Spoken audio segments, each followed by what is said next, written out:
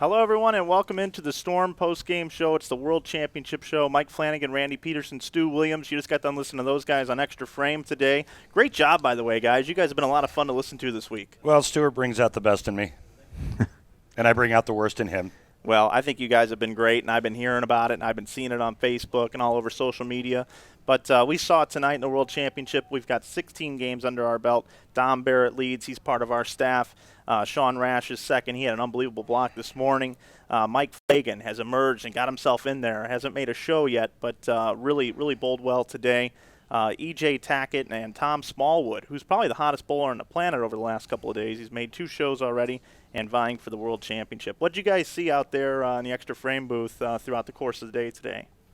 Well, I'm not sure about Tom Smallwood being the hottest bowler on the planet. I think Dom Barrett's pretty close. He's been leading pretty much every event the whole way through. So I think that the main key was trying to just follow the transition of a few of the strange pairs and just trying to grind out a decent game. And I think that's what Sean and Dom did. Their bad games were like 215 or 220, whereas some of the other guys were struggling to shoot 190. So I think that's the key in the round robin, especially on that side of the building. Randy? Yeah, I mean, that's a great point. Following the transition, the changing, the lanes changing, early on it looked like the players were experiencing carry down. And then all of a sudden they had to make the big jump and move in and start to open the lane up. So just staying ahead of that, anticipating the moves, and then obviously not running into a disaster pair. And if you do, managing your game well enough so that you don't bowl a bad game. Yeah, absolutely. And a couple other guys, notables too. Tom Baker, who joined us last night on our show. He's 118 pins off the show. Belmo's 17 pins off the show. And PDW is 137 pins off the show. So still 8 games to go. Tomorrow begins at 2 o'clock. You can watch that on Extra Frame. But a guy that's been bowling really well, who's standing by with Louie, is Mike Fagan. Let's throw it over to Louie and Mike at this time. Louie, take it away. And it's not how you start, it's how you finish. And Mike Fagan is right in the hunt here, making the top 5 with 8 games to go. And Mike, how did this thing turn around for you? You've been bowling pretty decent, but you didn't make any shows. But now for the World Championship, you're right there. Yeah, I found a little look today, and I'm trying to just like Randy and Stu were talking about, just stay ahead of the transition. Just make those adjustments before I see them, and try to keep an eye on what's going on with the cross, because the lanes are quite different from pair to pair.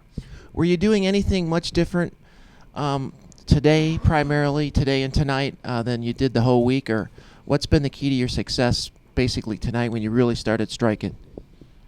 Well, I mean, I tried to do a few things, with my ball roll mainly, trying to basically play the front part of the lane a little bit more and not try to make the ball hook so much down the lane. And it seems like I'm getting to the pocket a little more consistently, and the pins are falling. And I heard you have an oldie but goodie for your equipment tonight. Yeah, I've been using Prodigy. I threw a Marvel and a Marvel Pearl. I'm sorry, a Marvel S and a Marvel Pearl.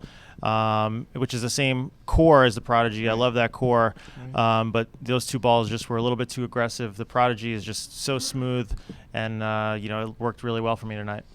You've been a Storm staff member now for about a year, I would say, or close to a year? Signed in May, so it's about 6 months. Okay, for 6 months. So you've had a pretty good idea on the product line, both on the Storm and Roto Grip side. What's been the biggest difference between signing with Storm and not using Storm equipment? For me, just having so many options that I feel like I'm never shut out. That's basically the main reason why I switched. I just wanted to, have an option for every single lane condition out there, and I feel like I have that with Storm. So, I feel like I'm having a lot of good finishes lately. Now it's just a matter of turning those good finishes into wins. Okay, Mike Fagan. Hey, Mike, best of luck tomorrow. Bring a major home. Thank you very much. Okay, back to Flanagan in the booth. Bring another major home. All right, absolutely, yeah. Mike Fagan, great bowling by Mike. Really happy to see him doing well out there. And I know earlier in the week he was trying to make a show and couldn't quite get there. But bowling good. Hopefully tomorrow he can make the show. I crossed next to him throughout the World Series, and he just looked solid on all of the patterns. And, a couple of hits here or there would have made a big difference for him. But he looked solid. His game looked great. He was juggling equipment. But But, yeah, he looks like he's in complete control of all of his faculties. It's like what me and Chris Barnes were saying with you in the booth on the extra frame. No. No? No, you weren't. What were you saying, Stu? Well, they called me. No. It was mostly bashing me for being old. No, we were talking about Mike Fagan. I realize that you think the world revolves around you, but sometimes there are other people bowling. I thought that was Chris. No. Yeah, well, that's true. No, we were saying that Mike is probably, out of the younger generation, he's probably the best straight guy.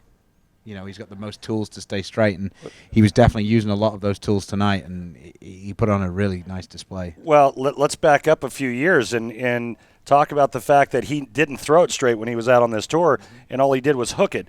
And he worked for 2 years on his straight game, and I mean he worked. And the straight game, along with confidence, is what got him his first major, and the reason why he's where he's at today. Yeah, and that's to say, that's definitely going to give him a good chance to make the show tomorrow. You seem to be a little less comfortable with when there's a camera on you. I mean, when there's no camera, this guy just freewheels it. It's like he's got 10 to the gutter.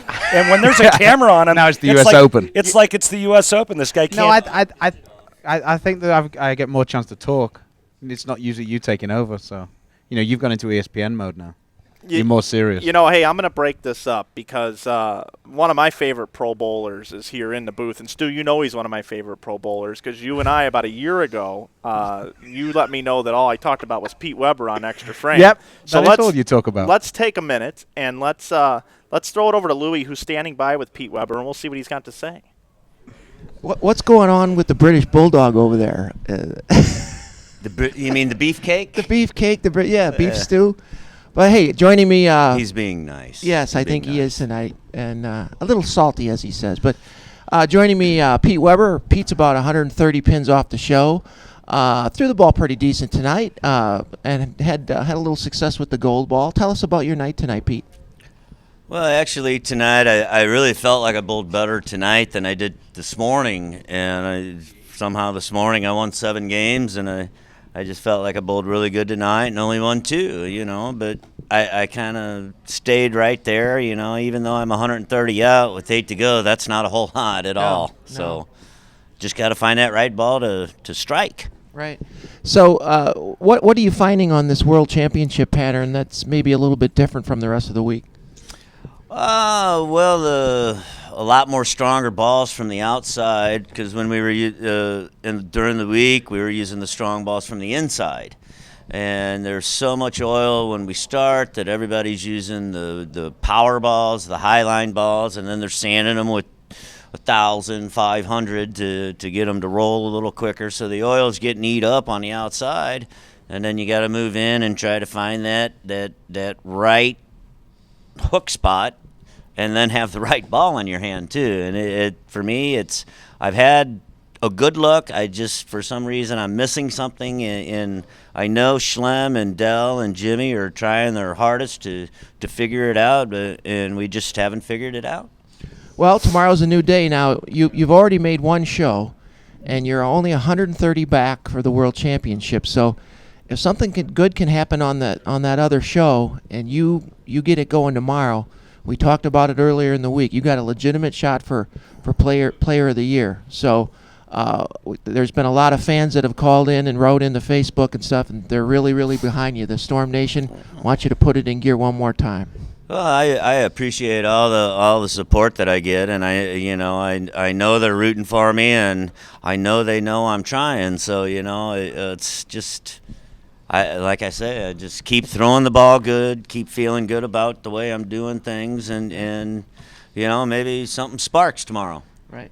Well, listen, we'll let you get out of here and get some rest. No. Oh, wait, Flanagan's I've been told we got a message for me. Sorry, dude. No. I was trying to get you out of here. No. Flanagan wanted no part of it. All right, so Pete, obviously everybody out there, all your fans, I'm one of your biggest fans. I know Kenny's your number 1 fan, but I'm one of your biggest fans. There was a movie written about being the biggest fan that was called Misery, so be careful, Pete. Yeah, no kidding. Okay, so here's the deal, right? You already made one show. You got one more show you can possibly make, and it's a major. If you can win both these shows, man, this could be it, man.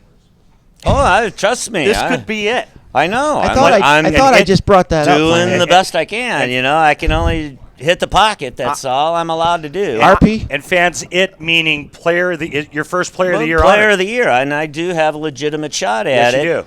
But and trust me, people, I'm trying my hardest. Well, I don't believe you, Pete. I think you're slacking. Look how far back you are. Bite me, You're slacking. So Pete, do you think if that we let him Mike's- get out of here and get some sleep, maybe he could get it done. Listen, I don't want I to hear got that. plenty of time for Hey, sleep. I don't want to hear that crap. He doesn't bowl till 2 o'clock tomorrow. I know. Hey, Louie, I got plenty of time. I'm thinking maybe I'll get Schlem to drill me up like 8 balls, and then after the meeting, I'll come in and practice and see which one strikes the most. Yes. Now if Lou. he drills 8, that'll still put him 5 behind Dom. Yeah, right? Is that all? Yeah. Yeah. Now, Louie, Pete's actually made 2 shows.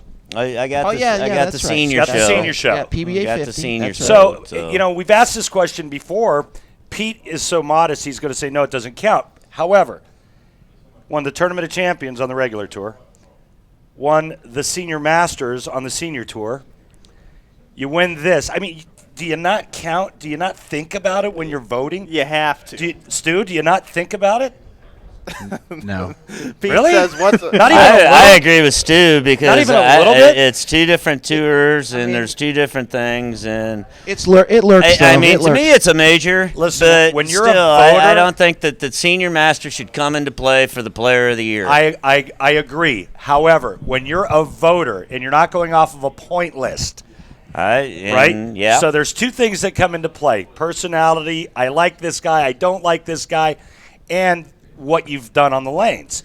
And I got to tell you, if I were voting, it would be there. It would be there. I'm not saying it would influence my vote. I'm saying it would be there. I think the thing well, that some people might think that, and I hope they do. But like I say, I want to earn it. I don't want the sympathy votes. And the fact of the matter is, back when the year that you should have won, when Holman won, when really you outdid Holman, and it was in every also category. in every category. So that's where the likability and all that comes into play. Right. So now Pedersen's 51, you're 51, and I'm 51. You got the 50 vote. Yes. I think the other Go thing is seniors. Pete has beat Belmo. Wes Malot's beat Belmo. Belmo's beat Wes Malott. Neither of the other 2 have beat Pete yet. Right. For the tournament on TV. So That's true. maybe That's right. maybe that's the thing that's on Pete's You side just more never than anything know. else. You just never know how the guys are going to vote. Anyhow, Pete, if you have all the resources here of the ball reps of all of us, if there's anything we can do to help get this thing done for you. You're doing everything you possibly can, guys. I praise you for everything you've done, and we're working on it. Tomorrow is PDW Day. I'm just going to say it right now. I hope so. So you're If going you to need wash some his coffee, car. let us know too. We'll get You're you gonna the wash coffee. his Oh, I might be No, coffeeed Flanagan's out by gonna the wash. time I get here. So Petey, we're all pulling for you. You know that, buddy. And I don't think there's a player in this locker room that would have a problem with you winning Player of the Year. I don't think they would either. Long so. overdue. Yeah. You're doing some of the greatest bowling of your life, and I got to tell you, as another octogenarian, it's fun to watch. And one other thing too, we just posted the ABT finals on the Storm website where Pete and Randy and Flanagan were doing the color, and I'm telling you, I listened to that show, and go into stormbowling.com and listen to that ABT finals because Weber was in the booth, and man, you guys really hit it. It was really a great show. It Did was nice a job. blast. It was a blast. As they say in TV land, we killed it. You killed it. To work with Randy Pedersen behind the booth. Wow. Wow. That's cool. All right, well, listen, we'll wrap it up. Pete, go check out with Schlem and Dell to get a ball in your hand that gets that 10-pin out, get some sleep, and go get him tomorrow. You got it, guys. Thank you very much, people. I really appreciate all the support you give me, too. Thanks, Pete. Thanks, you Pete. have Thank it. you. Good luck, Pete. There you go. There's Pete over there. So obviously, as you guys know, I'm a huge fan of Pete Weber, and I just think We couldn't tell. it would be such a great story Could you tell? if he could win No. if he could win 2 titles here. That would be a great story for bowling. Tonight, the Boston Red Sox won the World Series over my St. Louis Cardinals. But it was a great story with what happened in Boston this year with the Boston Marathon tragedy, and for them to be able to win the World Series. That's a great story, and be a great story if Pete Weber could win Player of the Year this year. I don't necessarily think he needs to win both tournaments either. I think if he can make a run now, and make the World Championship show. And if he was to win that one, I think that would probably be so? the thing that would seal Would that the be deal. enough? Yeah, if he was to win that tournament, I think he'd probably get my vote. Wow, that's pretty strong, Stu. Stu, now we're going to be more in your wheelhouse, buddy, because Dom Barrett, who you said just a little while ago is the hottest bowler on the planet, and in both ways of the meaning. Not only hot as far as bowling well, but good-looking guy. He said he was the luckiest. Now that Dom's here, you've changed it to the hottest. Okay, he's the luckiest bowler on the planet. Lane Talk had a few statistics that said Dom had split the least of everybody. That didn't surprise me. Wow. Wow. Well, let's turn it over to Louie, who's standing by with Tom. And Dom Barrett's joining us now, tournament leader, PBA World Championship tournament leader. And, early this morning, Sean Rash went on a roll, his first 8 games, and was just, shooting 260 every game. Yeah, he did. And I thought, man, I don't know if Dom can keep up striking, but man, you came back tonight and had your striking shoes on. And tell us a little bit about what was different and what you used. From this morning, I got to play a little bit different parts of the bowling centre. I think that was really key. I got to play the high end for those last 4 games, and that's where I pretty much had all of my score. I didn't have it in the low end. And I think just you get down to the high end, especially tonight in the evening, the ball continues off the spot a little bit more. There's not quite as much oil down lane. And it is very similar to how it was last year. I had a very good block this time last year in the evening and actually went on to lead. In the same position I am now, not quite as far into the show, but leading nonetheless. And I actually turned up the next morning and I didn't actually have a very bad block. I think I was 150 over or something, but I dropped down to 10th. It just shows how good these guys are. Right. And watching Sean this morning, I checked his scores after we'd finished because he caught me all the way up from my lead, and he had 5 260 games, and then he had a 207 to finish and still averaged over 250. Yeah. So he bowled unbelievable, winning every match as well. And he's bowling really well. So I went to dinner and felt like I could have bowled better. I didn't bowl bad, but could have bowled better. And I actually feel like that way now. I bowled really well and made the most of the good pairs I had. Right. And looking into tomorrow, you can't help but look forward. It's kind of trying to do more of the same. Now, what were you using tonight? Used a few different balls. At the beginning, for me, you have to try and control the lane a little bit. It's there's nothing given out here, but the pattern isn't as difficult as some of the other patterns we bowl on. So there is a certain part of the lane you can roll the ball off if you match up right. So I actually used one of the gold balls, which for me is a little bit earlier than some of the other balls, although it continues. So I started off with one of those. When I went to the high end, where for me it hooks more down lane, I went into a disturbed, and that's really where I had most of my score. A Marvel Pearl and a disturbed. Okay. So there's 8 left tomorrow before the ESPN show. What's your strategy for tomorrow? Win matches, I'm not a big win matches guy. I mean, if he gets to the 10th frame, it's close. You want to finish off well to win the match because, it's a big amount of pins, 30 pins. Right. But for me, if you bowl well enough and you bowl well in the game, you're going to win a match. So I just have to go out and bowl well tomorrow. And if I do that, then I've got a good lead already. So there's no reason why I can't carry on to lead. Okay. Hey, do we have any questions over there from Randy or Stu for Dom? I have a question. Dom, match play record is only 9-7, yet you're 400 into the show. Why is it that you're scoring so well but not winning matches? Are you just going up against guys that you're catching guys at the wrong time? What's the story behind the 9-7 match play record? Yeah, I think so. I think the guys are bowling well against me. There's no doubt about that.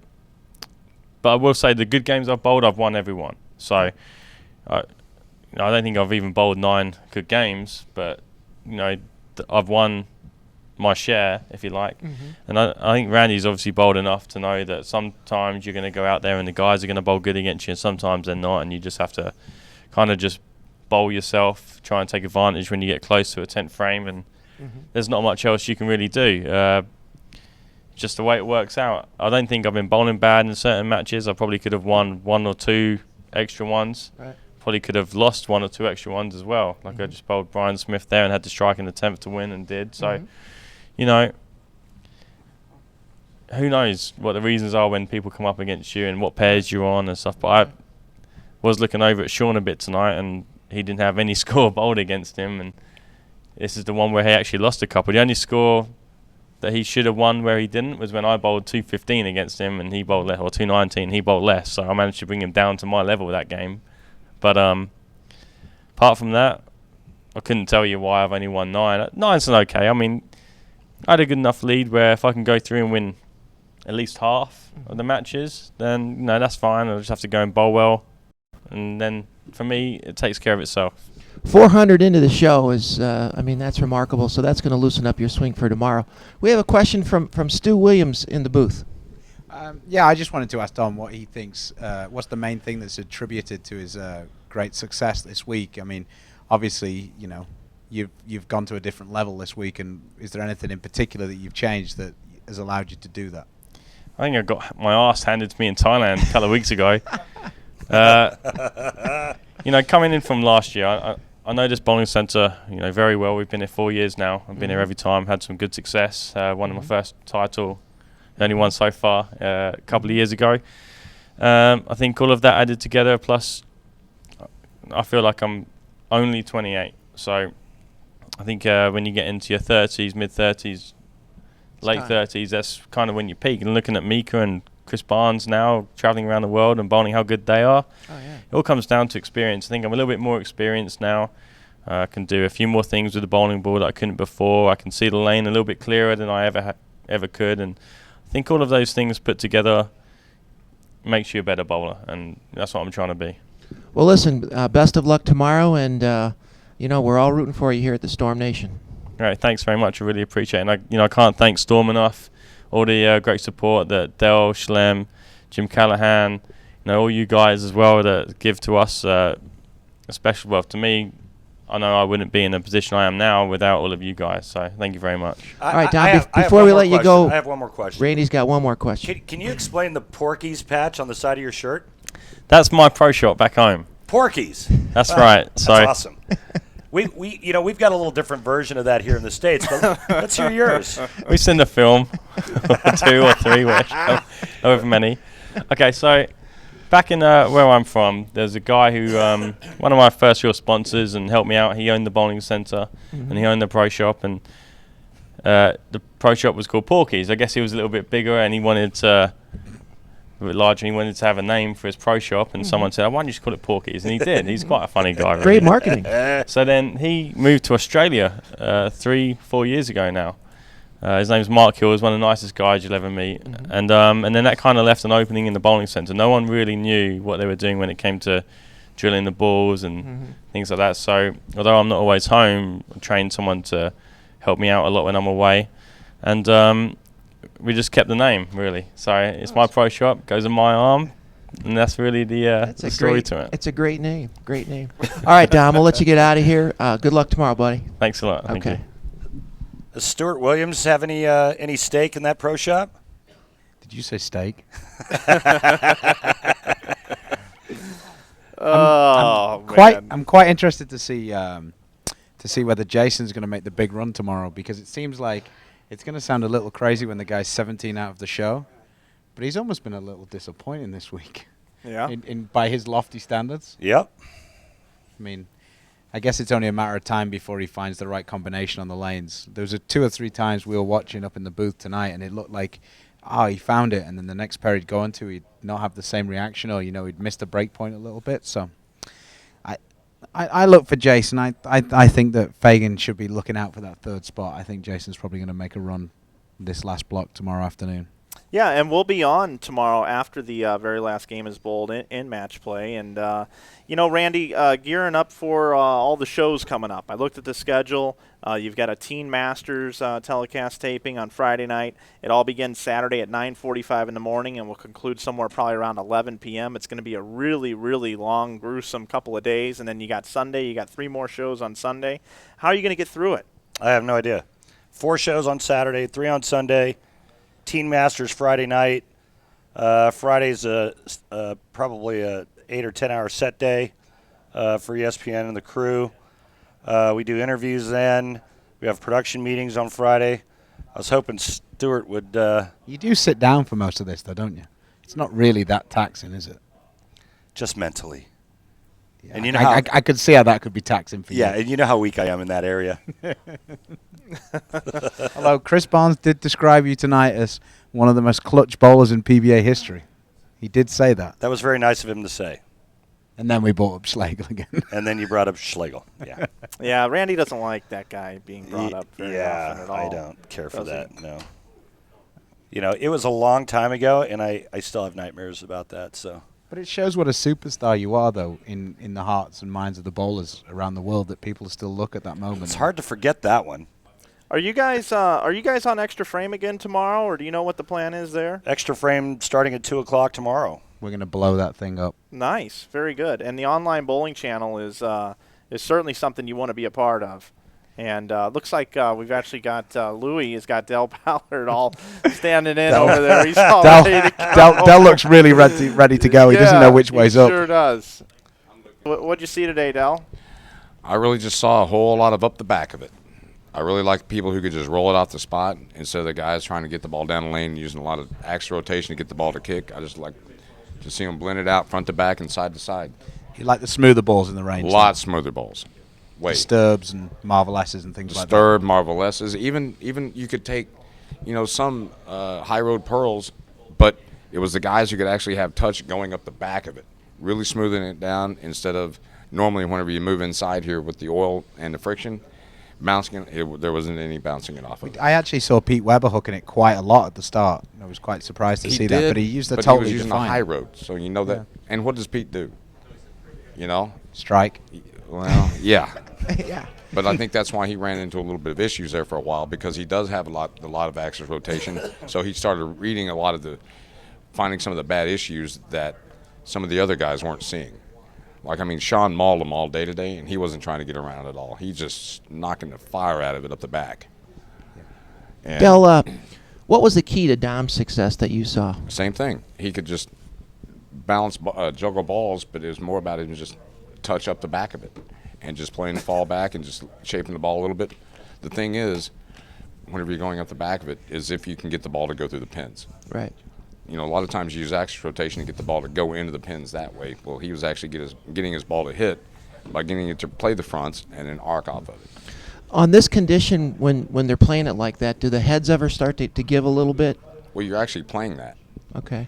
You actually need it to start a little bit so that you can know that there's friction there and that you can let it go. And then once they do go, do you have to make a move a little bit left, or? You just cheated a hair bit left, but you need it to pick up early. If it doesn't pick up early, then you're going to start overhitting it, trying to make it start, and then that brings bad issues into play. What's your take on? It looks like we got Dom on the show for sure. Yes. It looks like Fagan's in really decent shape. What about Belmonte? He's just off the show, and I talked to him tonight a little bit. I saw it earlier in the week.